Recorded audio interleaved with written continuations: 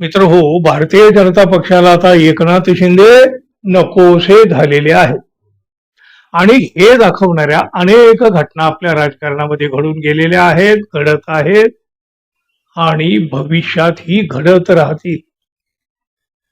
उद्धव ठाकरे यांची शिवसेना फोडली म्हणून भाजपनं मुख्यमंत्रीपदाचं बक्षीस एकनाथ शिंदे यांना दिलं, पण त्यानंतर काय?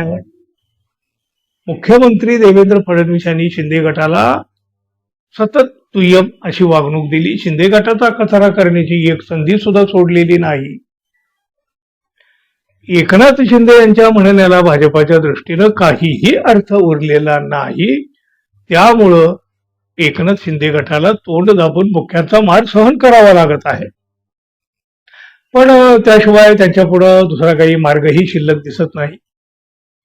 एकनाथ शिंदे आणि मुख्यमंत्री देवेंद्र फडणवीस यांच्यातील संबंध ताणले जात असल्याचं चित्र सतत पाहायला मिळालेलं आहे आणि त्याच वेळी दुसरीकडं फडणवीस आणि उद्धव ठाकरे यांच्यात वाढत असलेली जवळीक खूप काही वेगळं सांगून जात आहे.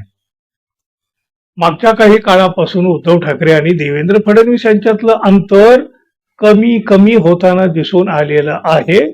दुसऱ्या बाजूला एकनाथ शिंदे आणि फडणवीस यांच्यातलं अंतर सतत वाढताना दिसलेलं आहे आणि त्यात आता विधान परिषदेची निवडणूक. या निवडणुकीवरून भाजप आणि एकनाथ शिंदे यांच्यातला तणाव वाढत असतानाच उद्धव ठाकरे शिवसेनेचे नेते संजय राऊत यांनी एक मोठं वक्तव्य केलं. त्यामुळं उद्धव ठाकरे यांच्या मनामध्ये नक्की चाललंय तरी काय असा प्रश्न अनेकांना पडलेला आहे. बघा, संजय राऊत म्हणाले, शिंदे गट नेस्तनाबूत करण्याचा चंग मुख्यमंत्री फडणवीसांनी बांधलेला आहे. यासाठी आम्ही मुख्यमंत्री फडणवीसांच्या पाठीशी उभं राहू. ही घाण आणि बेईमानीची कीड, त्याचबरोबर भ्रष्टाचारातून आलेलं शिंदेचं सरकार दूर होत असेल तर आम्ही त्याचं स्वागत करू. एवढ्यावरही संजय राऊत थांबले नाही. ते आणखी पुढे म्हणाले, विधान परिषद निवडणुकीमध्ये भाजपचा वर्चस्व दिसतोय, दुसरीकडे एकनाथ शिंदे हे गुदमरलेले दिसत आहे. मुख्यमंत्री सांगतात, शिंदे आमचे मित्र सहकारी आहेत.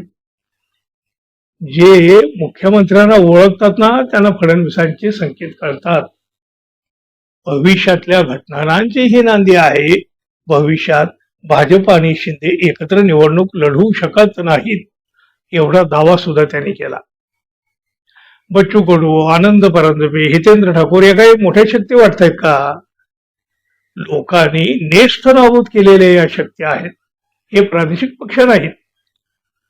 महाराष्ट्रामध्ये एक आमची शिवसेना, दुसरी शरद पवारांची राष्ट्रवादी, हे दोनच प्रादेशिक पक्ष आहेत. हे पक्ष प्रादेशिक अस्मिता आणि भूमिकेवर बोलतात. सध्या चणे फुटाणे गोळा करण्याचं काम सुरू आहे असं म्हणत राऊतांनी एकनाथ शिंदे यांनाही टोलाला गावला. एवढंच काय, अजित पवार यांच्या राष्ट्रवादीबाबत सुद्धा संजय राऊत अत्यंत परखडपणे बोललेले आहेत. अजित पवारांचा राष्ट्रवादी पक्ष संपलेला आहे. उरलेला पक्ष भाजपात जाईल. बाकी आमदार सैरावैरा पळून जातील. हा पक्ष संपलेला आहे हे मला दुर्दैवानं म्हणावं वाटतं. अजित पवारांना मूळ पक्षातून दूर करण्याचं काम प्रफुल्ल पटेल, धनंजय मुंडे, सुनील तटकरे यांनी केलं, हे शरद पवारांचं मत होतं. याच लोकांनी अजित पवारांचं डोकं फिरवलं होतं. आता पक्षामध्ये काय चाललंय हे पाहून पटेल, मुंडे आणि तटकरेंचं डोकं फिरलंय. राष्ट्रवादी आणि एकनाथ शिंदेचा पक्ष फार काळ टिकणार नाही असं सुद्धा राऊत म्हणतात. त्याप्रमाणे एकनाथ शिंदे यांना संपविण्याचा, त्यांना नेस्तनाबूत करण्याचा चंग फडणवीस यांनी बांधलेला आहे. त्यासाठी ठाकरे शिवसेना फडणवीस यांच्या पाठीशी उभी राहील. मित्रांनो, हे विधान दिसतं तेवढं साधं सरळ सोपं अजिबात नाही. पुढच्या राजकारणामध्ये खूप काही आणि अनपेक्षित असं काही घडू शकेल, याचे हे संकेत म्हणावे लागतील. तुम्ही काय म्हणाल मित्रांनो, जरूर सांगा. आणि आपण आपल्या चॅनलला अजून सबस्क्राईब केलं नसेल तर कृपया सबस्क्राईब करावं ही अपेक्षा आहे. धन्यवाद. भेटू. नमस्कार.